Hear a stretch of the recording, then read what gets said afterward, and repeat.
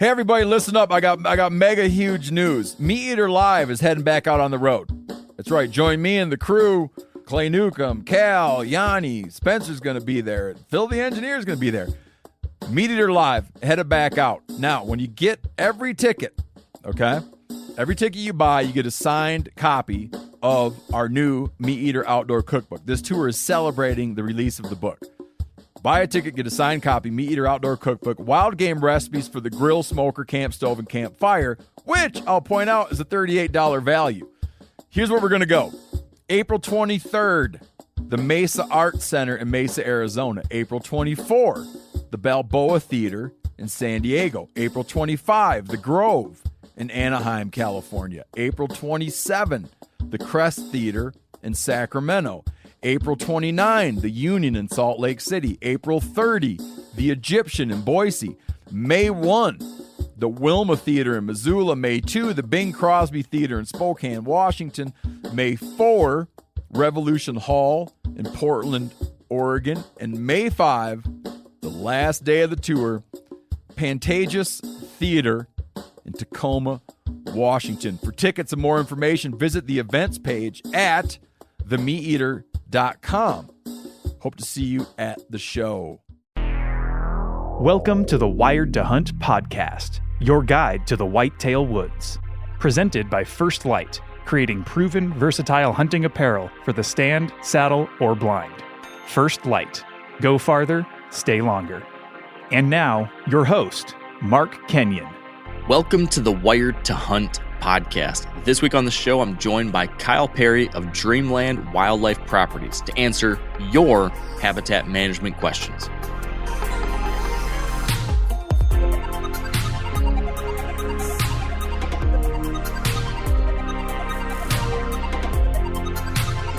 Welcome back to the Wired to Hunt podcast, brought to you by First Light and their Camo for Conservation initiative, which supports the National Deer Association. And today, we are talking habitat management. We are continuing the habitat series this month, and my guest today is Kyle Perry. And Kyle runs a habitat management consulting and contracting company in which he and a colleague go all over the country helping folks implement their habitat management goals. He does all sorts of on-the-ground projects. He's not just a guy that gives you ideas. He actually gets out there and does the work. So he brings a lot of firsthand practitioner experience to the table. And I met Kyle first a handful of years ago, I think when he was starting to help out over on the Back 40 property, which hopefully most of you know about.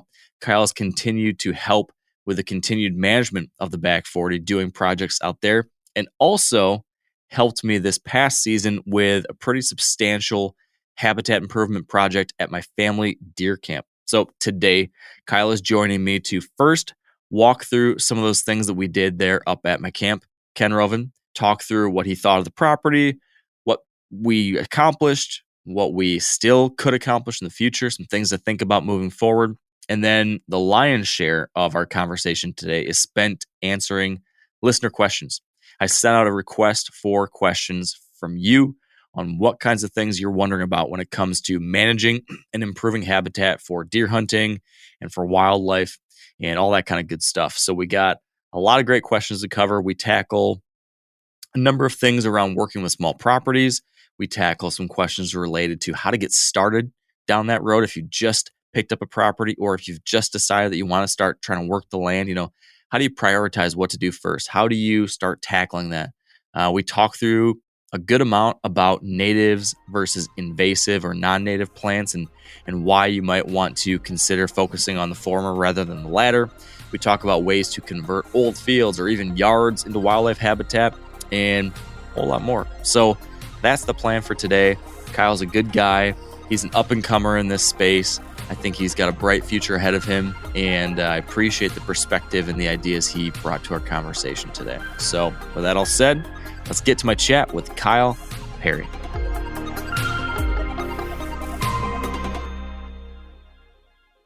All right, with me now on the line, I've got Kyle Perry. Welcome to the show, Kyle. Thank you, Mark. Pleasure to be here. Yeah, man, I'm glad you can make it. I'm glad we're doing this. We've been talking about a podcast together for I don't know, around a year now. So glad it's come together. Every time I talk to you, though, you are usually surrounded by like loud, like equipment sounds or like trees falling down around you, or I hear the wind in the background blowing through trees. I've never once talked to you in a situation where it's quiet and you're in an office. So this is a rare occurrence, man. I didn't know that you ever spent time inside. I generally don't like to. I really truly enjoy being in the outdoors and learning about all the wildlife and habitat improvements we can do. So Yeah. I'm always out there in the woods, or in the field. I truly do enjoy that. The office is not my happy place. Yeah, man. Well, I appreciate you stepping inside the studio for a quick second to do this conversation. But what have you guys been up to this week? If you weren't in here sitting in the office talking with me, what would you be up to right now? Well, if Mother Nature would cooperate, we'd be out forestry mulching right now, clearing out some invasive species throughout a prairie. It's a project where the property is currently enrolled in a CRP program with the NRCS. Okay. So we'd be removing autumn olive and honeysuckle and some multiflora rose out there with the forestry mulcher, getting that prepared for prescribed burn in the spring. Nice. Is that kind of stuff? Well, I guess let me take a step back.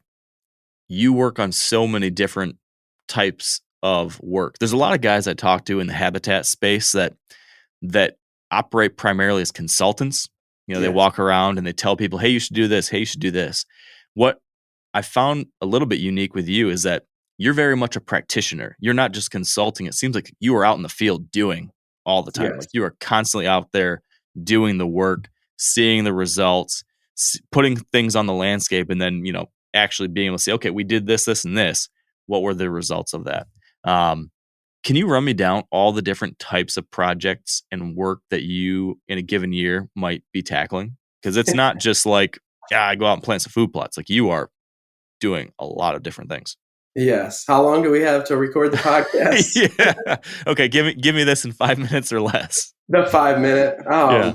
So we cover a lot of applications. We do CRP establishment.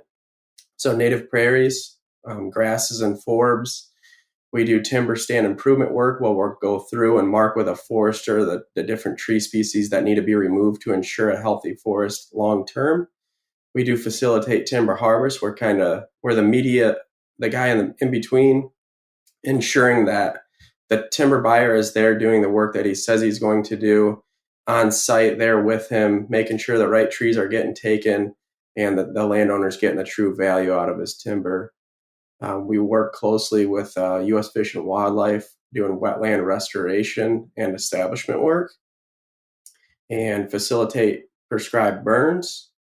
Well, we do a lot of prescribed burns generally in the spring because most of our work is for outdoorsmen that are hunting in the fall. So we don't generally do too many burns in the fall, but we also offer food plot services. So we also cover a lot of ecosystem restoration projects where we're working with a landowner that, he wants to put in a trail system throughout the property, create a clearing or an opening for creating early successional growth. We run a lot of different applications to just ultimately create that dreamland that the landowner is inspired about. What of all that is your favorite? If you had to pick one of these types of things that you just enjoy doing out there, what do you think that'd be? My favorite is mulching invasive species. It's a way where you're inside a cab, generally in the heat or AC. It's relaxing. I can talk on the phone and take care of invasive species at the same time. It's pretty comfortable. Yeah, that's a pretty good setup. I definitely want to talk more about the invasive species thing. We've got some listener questions surrounding that. And as you know, one of the things we're going to do here today is tackle a whole slew of questions that we got from folks who've got their own challenges, their own problems, their own situations, and they're looking for our insight. So one of those things is invasives. There's some questions around honeysuckle in particular, which you mentioned. There's some questions around why native, like why don't we want invasives out there? So I'm glad you brought that up, and I'm glad that's something you enjoy dealing with. Yes. Because a lot of people have questions about that. Before we get to that, though, I wanted to take a little time here to talk about the intersection of your work, the stuff you just described that you do, and my stuff, which it's come together in two different ways. One, you volunteered and helped out a whole bunch over on the back 40 and have done a lot of work there on the property since we gave it to the National Deer Association. So I want to publicly thank you for the work you've done over there, helping remove invasive species. I know you've helped with the food plot planting. Have you guys drilled grass? Have you been on the drill helping them with switchgrass, or did they just frost seed switchgrass? No, we did in the spring, I think 2022, somewhere in there. The years fly by when you're having fun. But somewhere, I believe in the spring of 2022, we interseeded switchgrass with the Great Plains drill throughout the prairie. Okay, nice. So you did switch, you did work on the honey hole prairie restoration unit there. Yeah, that's a pretty awesome spot. And then the food plots. And I got to tell you, man, I went back there and helped mentor hunters last fall again and got to see it. And it is just so night and day compared to when I started there in 2019, I guess it would have been, was our first year. It is transformed. It's really incredible. There was almost half of the farm when we started that was like a wildlife desert. It was just very thin, weedy, invasive stuff that was providing no food, no cover. It was just like desolate. And now there's nothing like that. Every inch of that property is wildlife habitat. It is quality cover. There's so much diversity. There's the grasses, there's the food plots, there's trees, there's native prairie. There's still some invasives because that property was full of them, but there's much larger sections where that's been improved upon. It's just exciting to see. So kudos to you for helping out there and doing some good stuff. And you're like, the equipment and the skill you bring to the table helps so much to go from like what one of us could do with our hands and a shovel versus what you can do with a skid steer or a forestry mulcher or a drill. And I definitely saw that in the second place that we worked together, which was up at my family deer camp, the place we call Kenroven. Last year, you joined me up at the family cabin in the, February or March timeframe. I think it was maybe April. I don't know, somewhere in that ballpark. And I think it was around April. It was just going out. Yeah. So we were up there and I had some goals that I had talked to you about, mostly being the fact that we have this 40-acre property, which was mostly all timbered now. There used to be old fields scattered with some timber, some young forest, and then some swamp. And over the last, 30 some years that my family's had the property, it's almost entirely now mature forest. And so a handful of years ago, we started trying to chip away at that a little bit and create a couple little openings, but we were doing this by hand. Me and my dad don't have a lot of experience with that kind of thing, trying to fall big trees or anything like that. So it was limited what we were able to achieve. And so I reached out to you and said, hey man, I'm wanting to take this to the next level. You guys seem to have that kind of experience. Can you come and help me do that? Create some big openings, create expanded food plots, maybe create some wildlife openings or some new bedding habitat, different things like that. And so I had a general idea of what I thought I wanted. You and I talked about that ahead of time. And then we met up there at the property together, walked it, talked through all these things, showed you the landscape, and then said, hey, can you do it? Or what can you do? So can you walk me through, from your perspective, like your assessment of the property after I showed it to you, after you looked at the maps, after you looked at it, what did you think was needed? And then B, can you talk me through and talk everyone listening through, what you were able to do and what you thought about that? Yeah, so we drove in. We started at the beginning part of the property. Again, I thank you for the opportunity to work with you and your dad on the property up north. Very special opportunity. Initially, when I drove in there, I was kind of looking at the access. Access is very key when evaluating a property, especially up north. You have a lot of surrounding forests, so it makes it kind of an even playing field when it comes to the ecosystem. Down south, we have the fence rows and prairies and a little more diverse habitat. So first off, I was looking at access. We walked down the southern part of the property border, I believe. Mm-hmm. Kind of got into an area of big conifers, very wide open. You could see for approximately probably 100 to 150 yards through the timber there. So initially my thought was creating some early successional pockets that coincide with bedding for deer and also areas for grouse. I thought that was a key important part of the establishment of the property there. So looking at early successional, creating some trail systems for access. I was listening to you and your dad kind of talk about how you hunted the property previously, what you wanted to do moving forward while we had the equipment there to accomplish those tasks. So overall, I thought the property is very cool. It offered some unique diversity. My favorite part was how the clearing was right in the center part of the property. So to access from different winds was excellent. You could come in there from a southwest wind, prevailing winds, get in there on the property from the north side there and hunt that real easily. So walking through there, we kind of looked at trail systems. We identified a key area to open up like a wildlife corridor, which coincided with the pockets that we put into getting lost on the direction up there. I think the clearing was to our east where we established those early successional areas. And then we opened up that wildlife corridor for a supplemental food source with a food plot. Mm-hmm.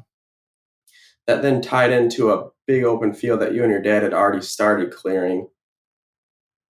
Approximately a quarter acre, I think we mapped out using X maps there. So walking through there, I knew that needed to be expanded. I felt that the property was somewhat lacking supplemental food sources, like a good established food plot. So immediately you and I talked about that. I expressed my importance of clearing that out and making it a little bit bigger. So we went ahead and outlined that and started clearing the area, cutting the larger trees down, the non-desirables, leaving behind the oaks for scrapes and regeneration of hardwoods, and took the brush and what was left over from the forestry mulcher and kind of pushed it around the edge and created some pockets for, rabbits and other nesting species. Yeah. Then we walked across my favorite part of the property, the bridge that leads the cabin. So mm-hmm. We didn't really do too much over there. I think we ran out of time, but that helped me kind of tie the whole big picture together of the access from the north part of the property coming in from the east edge. So that really helped kind of put tie everything together and understand how do we improve this property and make it better for you and your dad for accessibility and overall use. Yeah. Well, it was amazing what you were able to get done in 2 days compared to what we had done in years of dabbling with things. I mean, you and I think your brother was helping. Yes. You guys are good with the chainsaw. You're good with the good with the forestry mulcher. And man, I mean, you took what was like a 1/8 acre or quarter acre little opening I had and expanded it to almost an acre. You create another like 1/8 acre-ish, maybe a little bit bigger plot in the middle of the timber. You created 3 or 4 more of these kind of pockets where we cut down a bunch of trees, left treetops down, which I'm hoping is going to lead to more early successional, growth happening there now. Because what, it used to be, like you said, this wide open, mature conifer stand that was just like a wildlife desert. Nothing hardly passed through there. Nothing spent time in there. Now you've got 3 or 4 of these thick pockets where there's sunlight getting to the ground, and then you have that internal food plot too.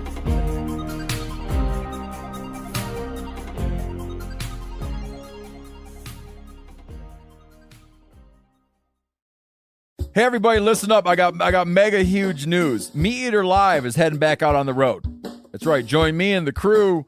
Clay Newcomb, Cal, Yanni, Spencer's going to be there. Phil the engineer's going to be there. Meat Eater Live, headed back out. Now, when you get every ticket, okay, every ticket you buy, you get a signed copy of our new Meat Eater Outdoor Cookbook. This tour is celebrating the release of the book. Buy a ticket, get a signed copy, Meat Eater Outdoor Cookbook, wild game recipes for the grill, smoker, camp stove, and campfire, which I'll point out is a $38 value. Here's where we're going to go. April 23rd, the Mesa Art Center in Mesa, Arizona. April 24, the Balboa Theater in San Diego. April 25, the Grove in Anaheim, California. April 27, the Crest Theater in Sacramento. April 29, the Union in Salt Lake City. April 30, the Egyptian in Boise. May 1, the Wilma Theater in Missoula. May 2, the Bing Crosby Theater in Spokane, Washington. May 4, Revolution Hall in Portland, Oregon. And May 5, the last day of the tour, Pantages Theater in Tacoma, Washington. For tickets and more information, visit the events page at themeateater.com. Hope to see you at the show. Like you talked about with pushing all the brush to the side, creating brush piles, but then also kind of treetop barriers along edges of the food plot too. That, when my dad and I started looking at that after you guys were all done, we started, and you and I talked about this too, like how do we strategically use these to set up hunting locations? And so that's what we did. We came in there and we put 2 really nice ground blinds for my dad on either side of that main food plot system, one on the south side, one on the north side, so that, if we had a southerly type wind, southwest, west, southwest, something like that, he could hunt the one, and then flip side, if we got like a northwest, north, northeast, anything like that, you could hunt the other one. And had really good access routes planned to both of those. With all that down tree cover, we're able to kind of push these blinds into that thicket created by these barriers and just perfectly hid the ground blinds in there. And then there's no way deer would be, at least not close to the blind, getting downwind because they have to go way around these barriers. Excellent. So it looked great. We came in there after you left, and I first top seeded rye to try to get something started in the spring. And then I came back in the late summer, I guess, and broadcast kind of a blend of grains and brassicas and clover and a whole different series of things. And that came in pretty decent. Not perfect, but decent. We did a little more top seeding of rye in September, I think. But surprisingly, the small food plot deep in the timber maybe did the best. That thing came in really nicely, which we were a little worried about with sunlight or not. Yeah. But you did position it so that it was running north-south, so you would get as much possible sun as you could coming in there through the south. And that worked.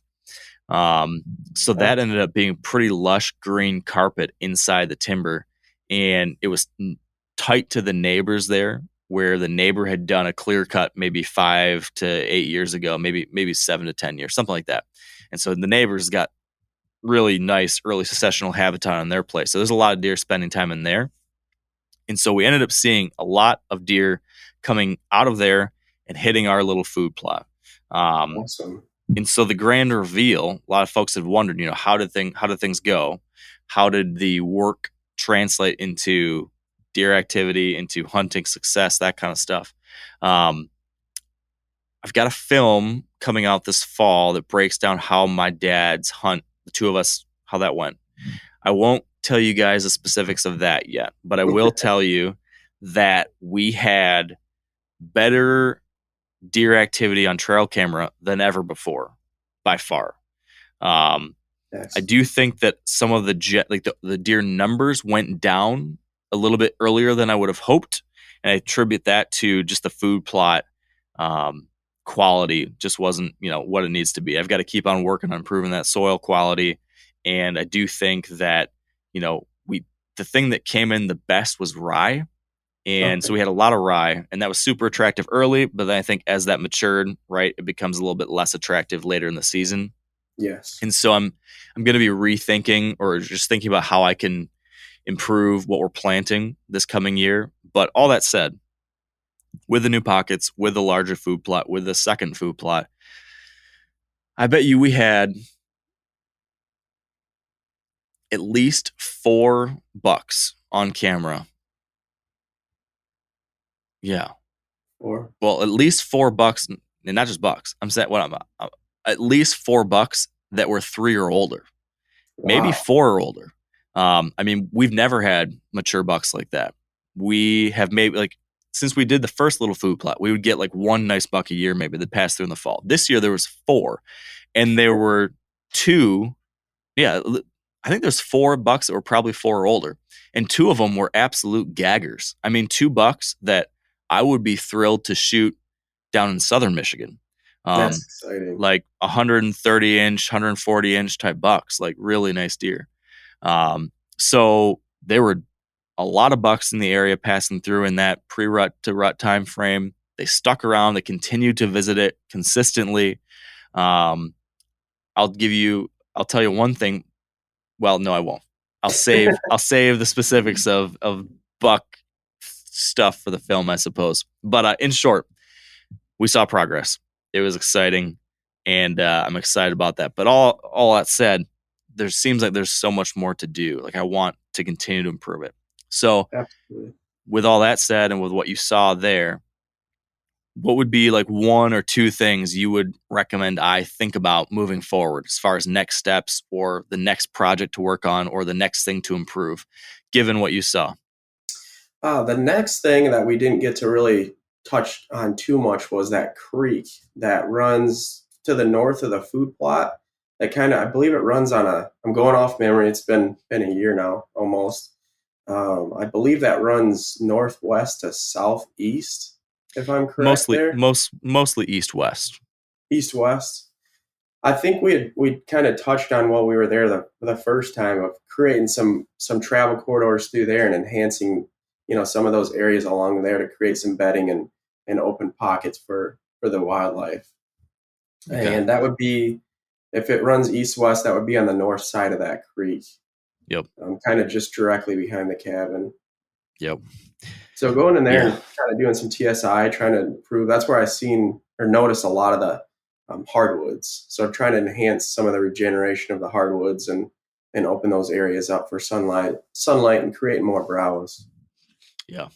Yeah, that's the kind of place on the neighbors where they did that in the hardwoods that they have, and it seemed to have made a difference. So I could see that being useful on our side of the line, on the north side. So definitely, I kind of think you're on something. Replaying the tape a little bit. When we first walked into the property on the south side, we were talking about the neighbors, the early successional growth, and that's kind of how we came to the conclusion that we should tie in that trail system food plot running north and south to connect that early succession to the movement of your new destination food plot. Yeah. So I'm glad to hear that all tied in real nice. Yeah, it's on its way. So that's exciting. Excellent. So much to do, though. So much. There always is a lot to do. The best part about this is the work never ends. You keep coming up with new things, maintaining those trails, ensuring that those food plots are staying healthy, doing soil tests. I generally do those every year, depending on the soil type. You could get away with every other year, but generally up north, I try to do one every year to kind of monitor that soil health and ensure a good, strong, healthy food plot. Yeah. Well, with that in mind, and with my wheels spinning as I'm thinking about what I need to be tackling next in the coming months, let's get to the important stuff, which is answering the people's questions. So often I selfishly ask all the questions on these things, but every once in a while I remember, hey, I should actually see what the listeners want to cover. So I thought that would be how we spend the rest of our time. I got a bunch of different questions from folks. So I want to get your perspective on some of this stuff, and then I thought I'd throw in my ideas as well. I've got obviously not as much experience as you have, but I have experience as a land manager myself in several different places, and can bring that side of things to the table. So you down for that? I am absolutely down for that. Always enjoy answering questions. Yeah. So the first question is from a new landowner. He describes himself as a new, overwhelmed landowner, and he just wants to know what our advice is for developing a priority list and figuring out where to start on a new property that you want to improve for wildlife and for hunting. What would be a couple things you would recommend for someone who's just trying to start to prioritize, like, how to get this thing started? So the first thing I generally prioritize is if he bought that property this year, I would at least hunt it for 1 year. Kind of do a lot of analysis. Write down what you're seeing, where you're sitting, different winds that you hunted with in different areas. Just overall learn that property. Spend time there in the off season, during the season, and just become a student of the property. Learn that piece and analyze. I can't say that enough. Analyze, analyze, analyze. And then from there, after that first year or maybe 2 years, depending on how much time you got to spend there, break down, all of that knowledge that you collected and create a game plan.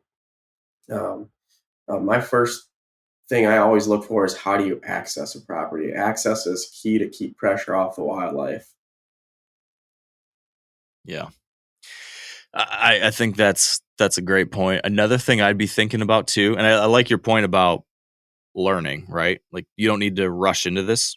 Let's just focus on like figuring out what's our baseline? What are we starting with here? A really important part of that is to not just look at what's on your property, but also look what's in the neighborhood. So kind of zoom out and, literally you can zoom out by looking at an aerial map and zoom out, or, just drive around the neighborhood, or when you're hunting your place or when you're out exploring your place, look at what's on the neighbors. What are they doing over there? What do they have? Look on your map, see what kind of habitat is over there. Drive around the back roads. Watch, as you drive by and see, okay, what kind of habitat's here? Is there lots and lots of food? Is there lots and lots of cover? Is there water around anywhere? Is there, anything that's operating as a sanctuary, or is everything getting hunted by all my neighbors? Try to figure out like what's the hole? Like what's the missing link? What's the rare thing around here? Yes. Oftentimes, if you can figure out what is rare, what's missing, what's the thing that deer want that's not readily available in the area, if you focus there first, if you provide the thing that's missing everywhere else, you can start to have a disproportionately positive impact on your whole region. So, an example of that would be if you are in an area that's got tons and tons of agriculture. It's just like, let's say it's like Northern Ohio or something like that, where there's just lots of open farmland, and you have, let's say, 40 acres, and you're thinking, well, I want food plots and I want food and stuff. And so if you go that route, well, you're kind of adding more of the same. But if you sit and you see like all your neighbors are wide open farm fields, and you instead decide to add cover to your property, all of a sudden you become the only cover in town, and that has a huge impact then. So that's one thing to think about. That's not always the thing you want to do first, but I think it's an important thing to think about, and that can help you set priorities. Those kind of lowest holes in the bucket where the water's leaking out, if you think of like that metaphor, you got to plug that hole first before you can fill it up the rest of the way. Absolutely. And that's a thing to be considering early on. I think another thing to your point of like analysis, run trail cameras a lot to get a sense of what deer are doing and how they're doing it. Do your soil tests like you talked about. Even go out there with like the Seek app or different things like that and start identifying like what are the plants here? What native species do I have? What invasive species do I have? Just start building that baseline understanding of what's here. And then, that leads to the ability to the next year start saying, okay, here's what I have. Here's what I don't have. Here's what's missing.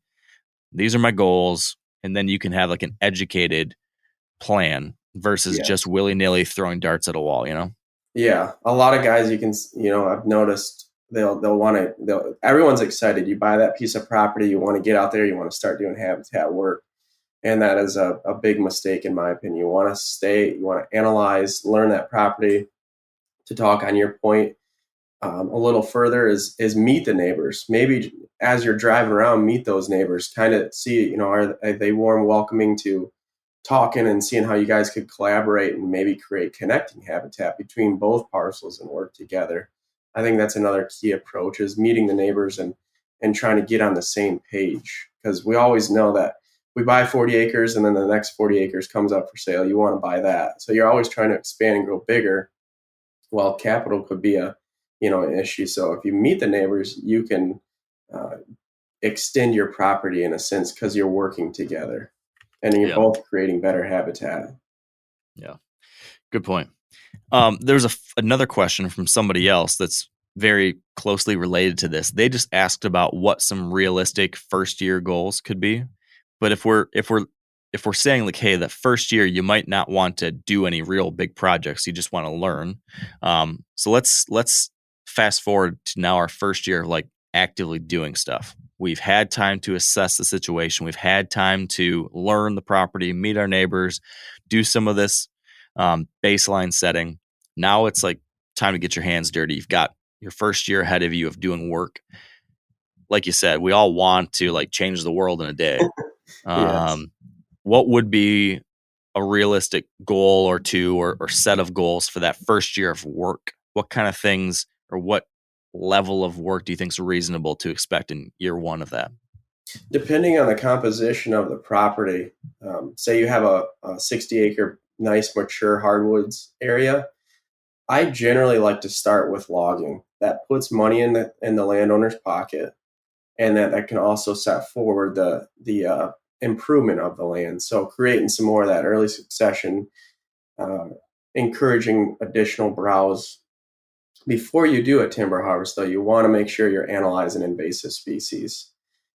So if I was to say start with number one, analyze invasive species, use different plant apps to ID invasive species, because you could go on there and log that woods, and next thing you know, you got a forest floor of honeysuckle, which is a whole nother battle that most of us don't want to get into unless you have heavy equipment. It can be a job. And so I would say manage invasive species, learn and identify those. And then I generally really truly like to start with a timber harvest. Get some of that mature timber down, create some early successional growth, and increase that browse and side cover for all wildlife. And generally that starts everything on a good foot. Yeah. This perfectly ties into another question, and it's a large topic. But someone asked, just for our thoughts on managing for native habitat and why that's important versus, just letting what's out there do its thing. Letting the invasives go. Can you give me what's your pitch to somebody on why trying to promote native vegetation versus invasives is worthwhile? Why is that important in your view?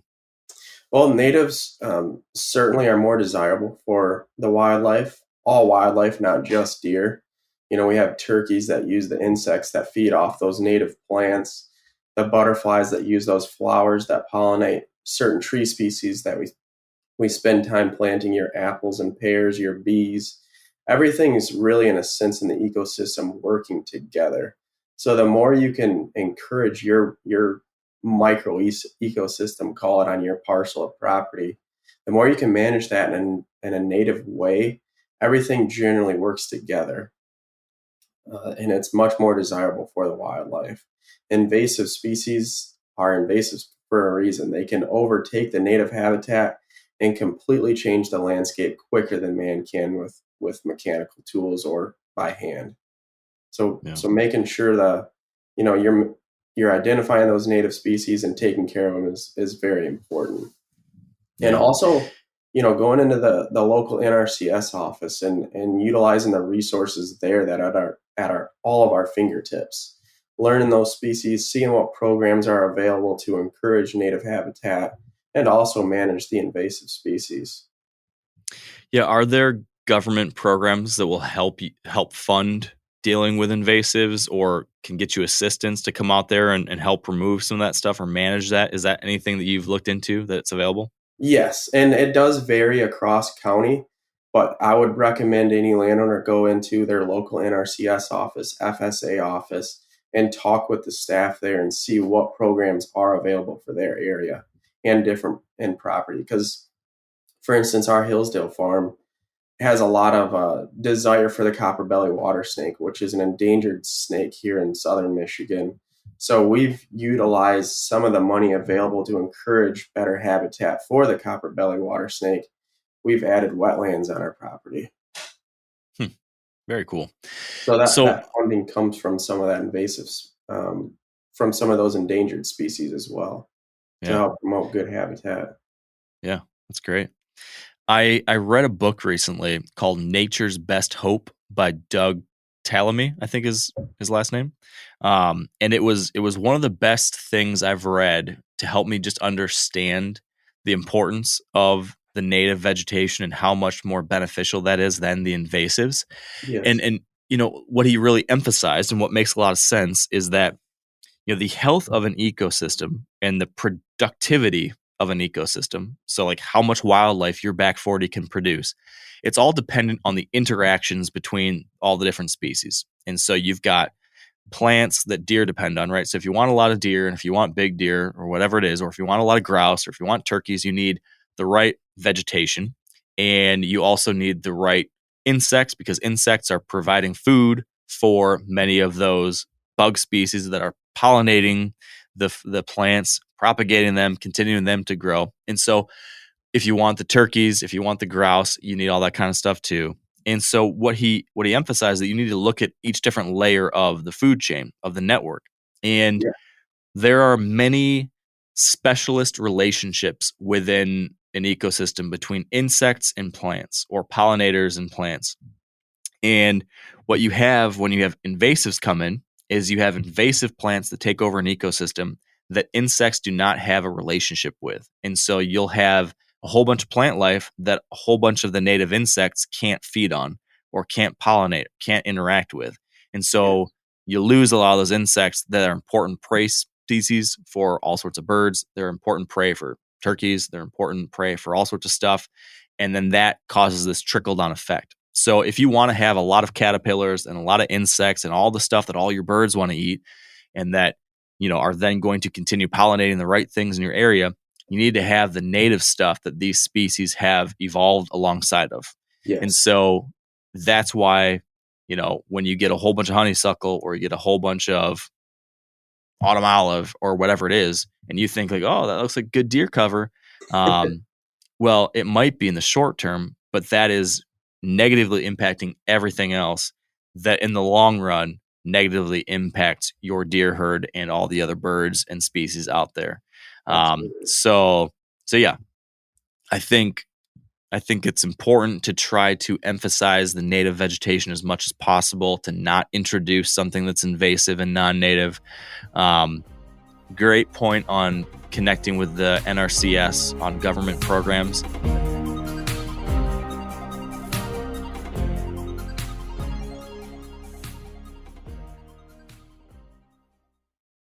There was a question from someone asking how to find information about the best native plants for your area.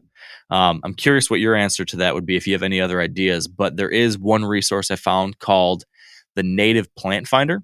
It's a program by the National Wildlife Federation, and the link is nativeplantfinder.nwf.org. You go to that website, you punch in your zip code for wherever your property is, and it will show you the top flowers, the top grasses, the top trees and shrubs as far as native plants for your area that support insect life and all the other stuff that depends on it. So if you do that, you're getting all the other benefits. So like something like oaks are a top native in my area, of course, many places.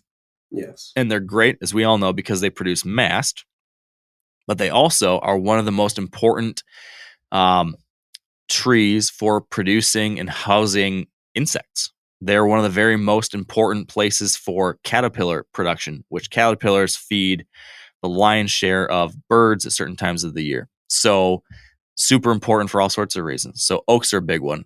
By me, goldenrod's really good. Sunflower is really good. Lupine, violet, geranium, willows, beach plums, cherries, birch, aspen, maple, box elder, all sorts of stuff. You can go to that website, plug in your zip code, get some recommendations there. You mentioned the NRCS office in your neck of the woods. Is there any other resource you'd recommend for folks to go to start getting some of this information? I haven't found any valid other resources other than the NRCS FSA office. You could generally reach out and try to find different groups that are focused on native ecosystem restoration projects in your area. be a great learning resource. But I would say that the best recommendation from myself would be your NRCS. They're local. They're very educated on the native plant species in that specific ecosystem within that county. And I think getting as close down to the area that you're in with your native plant communities is very key, because you could say Michigan natives, and that's a large area, versus zeroing it down right into your local county area is the best for ecosystem management. Yeah. One more on this line of thinking. Somebody asked, in what situation would you consider honeysuckle good or bad for deer? Is there any situation in which you would say it's good? This is a tough question. I would say honeysuckle is good for deer when it's anywhere from 8 inches to 2 feet tall, where they can browse that and eat that new growth, because it does leaf out before any other plant or shrub, and as well as it loses its leaves last. So it's great from that point. It's nutritional. It does provide some, autumn does provide nitrogen into the soil, so it is a nitrogen fixator. But there's not too many pros of it. If you could mulch that down and manage it in a way that it doesn't get over 3 to 4 foot tall, where it starts getting above the deer where they can reach to browse, I would say anywhere lower than that is beneficial. As soon as it gets to that 8 to 10 foot range, plants underneath start to die off, and the diversity is then lost. Yeah. And is that the big knock, like the big reason honeysuckle is such an issue, is because it can so quickly take over an area that it can just completely push out all of the native stuff that's really good for all sorts of things for long periods of time, and then it then matures the way you're talking about and then eliminates all value? Is that the big issue? Yes. Well, and you were mentioning the importance of birds, and birds love honeysuckle berries. So as soon as that bird eats that berry, it goes and sits on that limb of the oak tree and decimates down, and there's an opening in the canopy for sunlight to hit that honeysuckle is sprouting, and as soon as that takes off and starts to grow and gets mature, everything underneath the diversity is completely lost.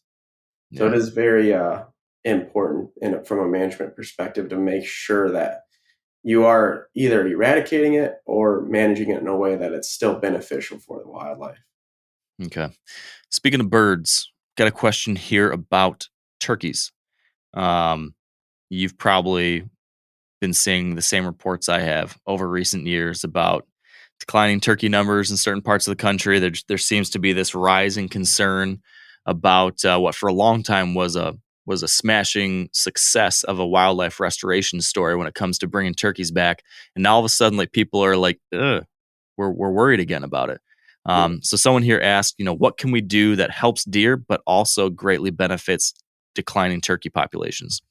Is that something you've got any ideas around? Are there any specific projects or types of work that you think would be particularly useful to help turkeys too? Yes, absolutely.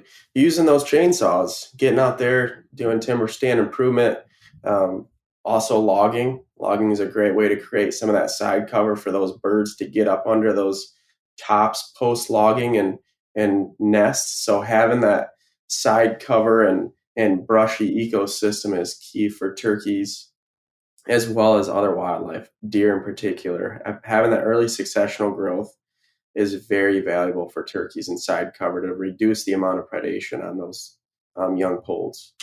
Yeah. I looked into this last year for a writing project and was trying to understand, where are the real challenges for turkeys? What's the issue? And most everything, the biggest culprit was a reduction in nesting and brooding habitat.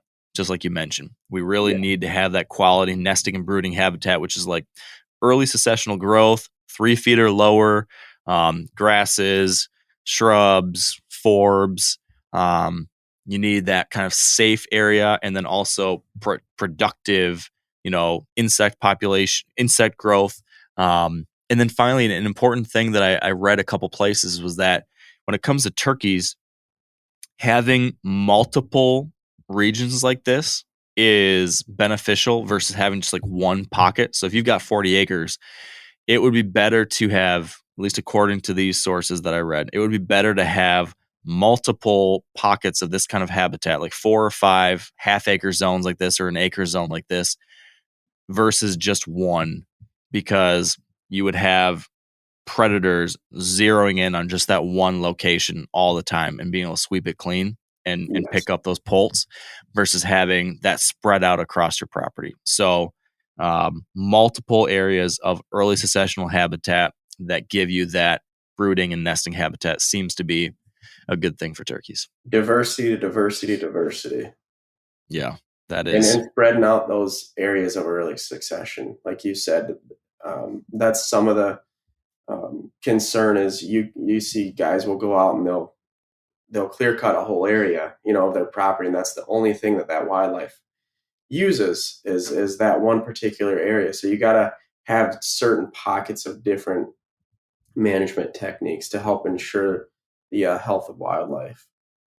Mm-hmm. Having areas where it's not too dense on the forest floor that they can, feed on those acorns versus not find those, and those are definitely key points.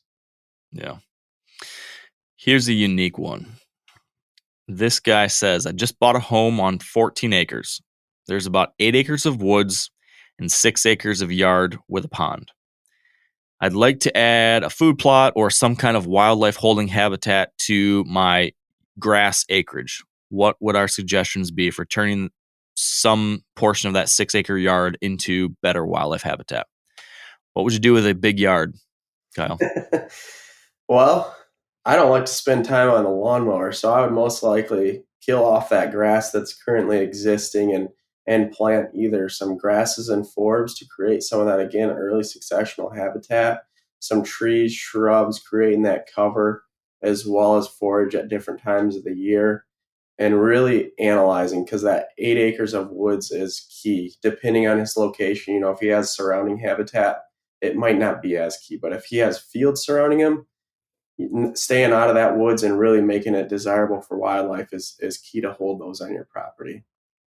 If you can go in there and leave that area alone, cut some of those non-desirable trees out of there or shrubs, add more browse to the forest floor, and then keeping that area low pressure and then adding in the diversity throughout the yard, that would be my approach to that property without knowing the surrounding area.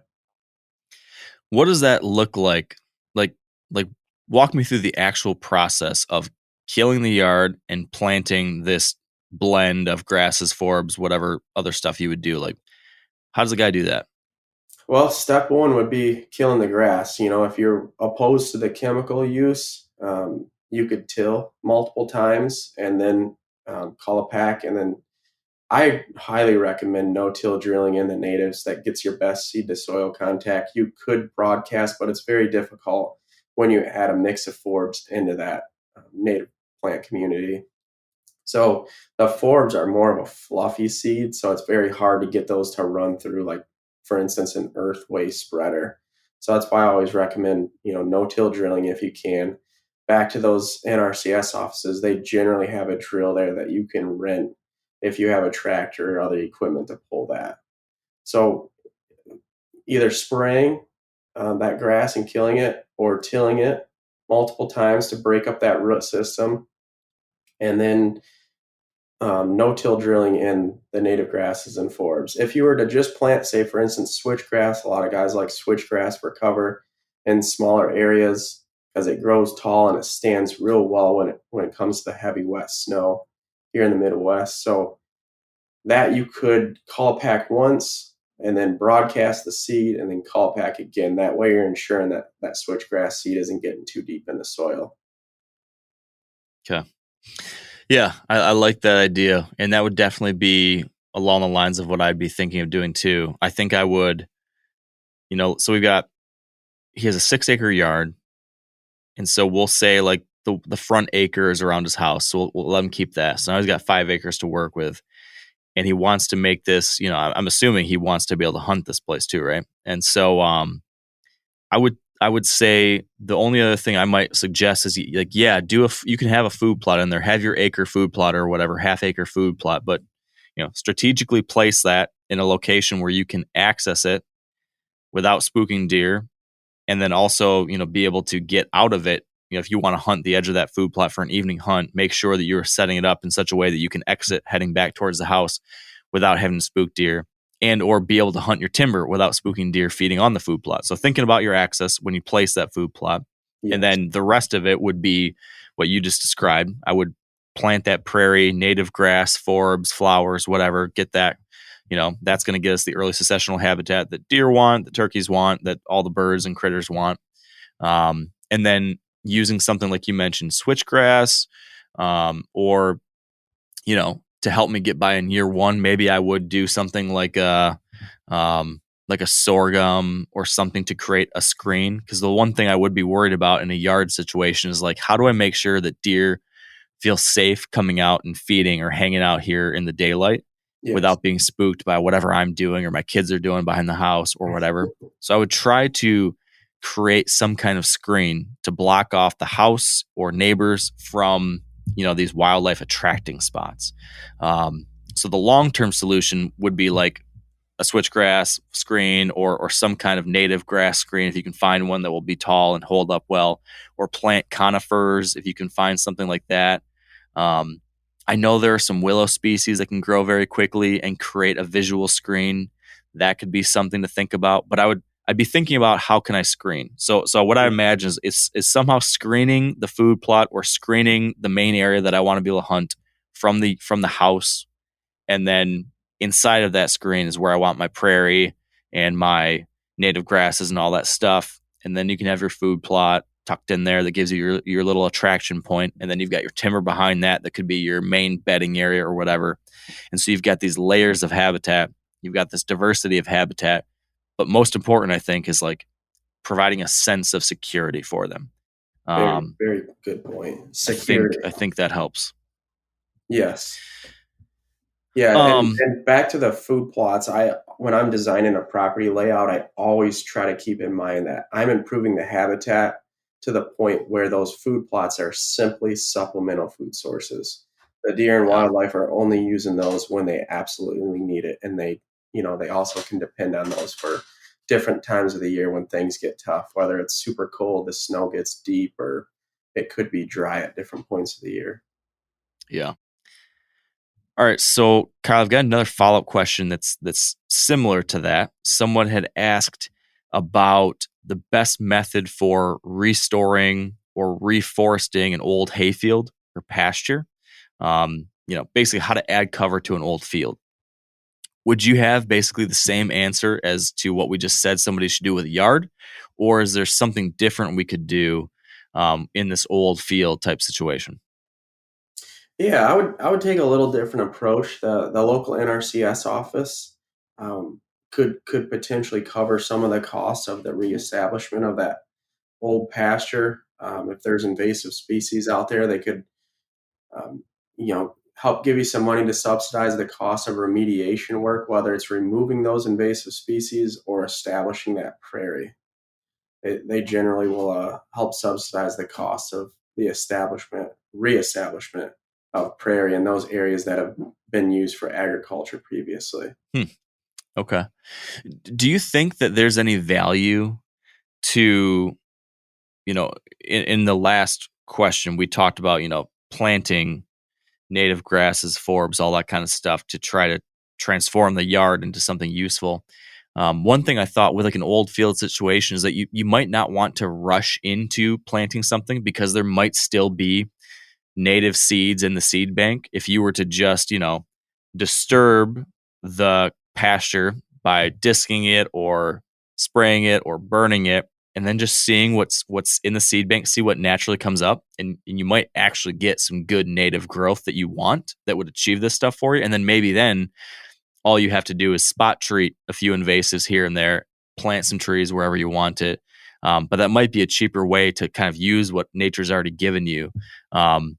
I recognize in some cases you might do that, and then it's all nasty, non-native stuff that you don't want. So it's a hit or miss. But is that a reasonable possibility to do in this situation? Absolutely. Yeah, that's a great way of kind of reclaiming that old pasture. One thing I would recommend in conjunction with that is getting on Google Earth and going back to the earliest aerial imagery of that area and kind of playing that tape forward to see if you can recognize any remnants of native prairie throughout the time. Depending on some of the maps, you can go as far back as the 1950s and replay that all the way to the current day. So that would give you a good idea of whether there's potential for existing native prairie in that old pasture area. That's a cool idea. Okay. Here's a question that I can relate to. I have this situation up at our Northern Michigan deer camp, actually. The question is, I can hold does on our property year round, but bucks only seem to come around during the pre-rut. What can I do to get bucks to spend time on my property all year round versus just for that little window? What do you think, Kyle? That's a tough one. It's one that could, be answered in a few different ways. It could be one too many does. The does could be congregated in the desirable areas of habitat on the property. Does generally like that healthier ecosystem. They need that nutrition for feeding the young and taking care of the new fawns for the spring. So they need a lot of nutrition. The does generally gravitate towards better habitat from what I've analyzed. And also, it could be back to too many does. If you have too many does, it will push out those bucks and cause them to go stay on different properties throughout times of the year. Obviously during the rut, you're going to have those bucks in there chasing after those does because they're commingling at that point.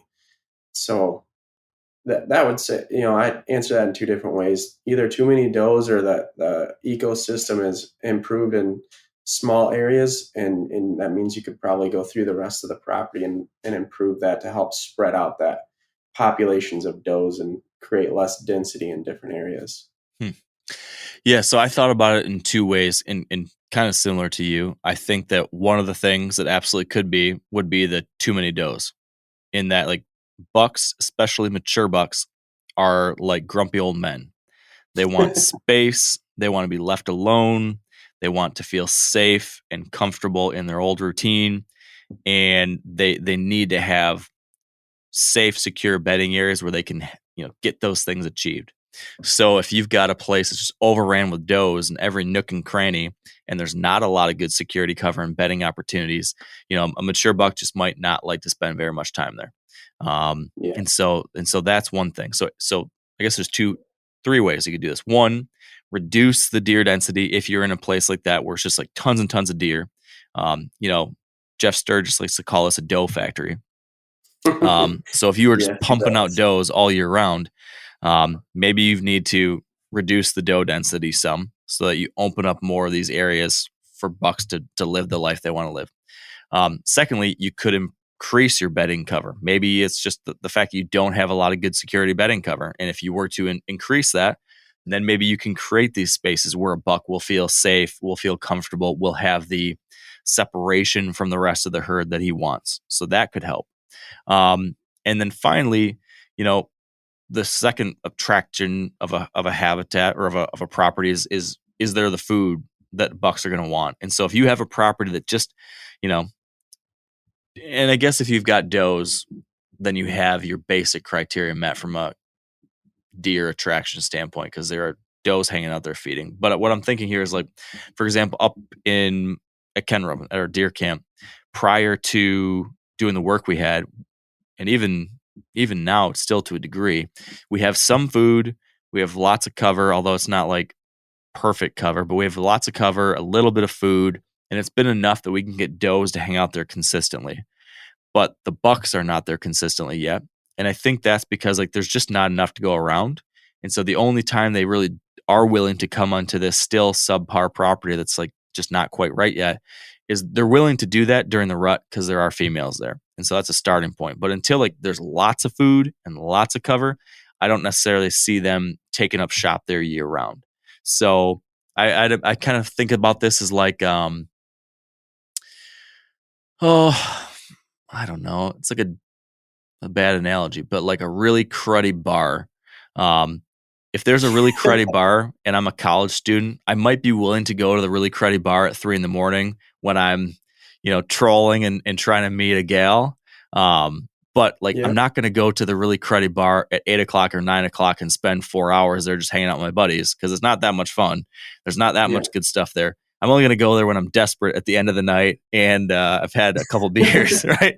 So that's kind of what I'm imagining our property might be for deer right now. When they're desperate, when it's the rut and they're just looking for anything, anywhere, they're willing to come over there and hang out. I need to transform my property into like the really nice place where people want to start the day and end the day. I'm not quite there. It's a work in progress still. And I'm imagining that could be a scenario which you could see this kind of thing happening. That's a great analogy. I was actually thinking as you were talking, I kind of use this reference many times during consultations, is you want to treat your property kind of like a hotel. You have a pool where everyone will congregate. All the families will come down there. They'll swim for the afternoon. 7, 8 o'clock rolls around. You have that mom and dad and 2 kids that go back to their hotel room. Generally is on the first or second floor, depending on the hotel type. And then you get those private suites where it might be a mom and dad's night out, and you're just alone, and you want that higher quality sleep, not as much noise. So you're on the top floor. That kind of goes to that mature buck bed. Mm-hmm. He wants that area where not getting disturbed. He can be to himself. And then those does are where the families are at. They're in the more congested areas where they're closer to the food, they're closer to the pool, they're kind of closer to everything because they're nursing those young, they're keeping them protected, and they want to be close, so that way they're not spending a lot of energy getting to and from food sources and taking care of the young. As we all know, taking care of kids requires more energy, so that means they need to be closer to the food and good cover to reduce the predation on those young fawns. Yeah, I feel like we're knocking the metaphors out of the park right here. So I think it's a good place to wrap it up as we've hit our sweet spot of literary metaphors and whatnot. So with that said, Kyle, good stuff. We tackled some good questions here. I appreciate you helping out with this. Thanks for taking the time today. Thank you for the help up at our place up north. We're excited about the progress we're seeing there, and owe a lot of that to you. So thank you. Hey guys, Mark here. Just a quick heads up. We had a little technical difficulty at the end of this interview that ended up leading to the end of our conversation being cut off. So apologies for the abrupt ending. And I also want to let you know that if you want to learn more about Kyle or contact him about consulting or actual contract work out on your property, you can learn more or get a hold of him at dreamlandwildlife.com. All right, and that's going to do it today. Thanks for joining us. Thank you for tuning in. If you're a habitat guy or girl, I hope you get out there and enjoy these coming weeks and months of habitat season, improving early successional habitat or managing your timber or preparing food plots, creating new prairie habitat, whatever it is. It's great. It's good to get your hands dirty, get out there on the land, and give back. So I'm happy you're doing it. I appreciate it. And until next time, stay wired to hunt.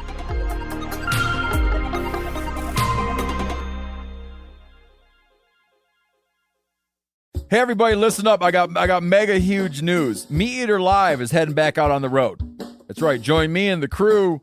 Clay Newcomb, Cal, Yanni, Spencer's going to be there. Phil the engineer's going to be there. Meat Eater Live, headed back out. Now, when you get every ticket, okay, every ticket you buy, you get a signed copy of our new Meat Eater Outdoor Cookbook. This tour is celebrating the release of the book. Buy a ticket, get a signed copy, Meat Eater Outdoor Cookbook, wild game recipes for the grill, smoker, camp stove, and campfire, which I'll point out is a $38 value. Here's where we're going to go. April 23rd, the Mesa Arts Center in Mesa, Arizona. April 24th, the Balboa Theater in San Diego. April 25, the Grove in Anaheim, California. April 27, the Crest Theater in Sacramento. April 29, the Union in Salt Lake City. April 30, the Egyptian in Boise. May 1, the Wilma Theater in Missoula. May 2, the Bing Crosby Theater in Spokane, Washington. May 4, Revolution Hall in Portland, Oregon. And May 5, the last day of the tour, Pantages Theater in Tacoma, Washington. For tickets and more information, visit the events page at themeateater.com. Hope to see you at the show.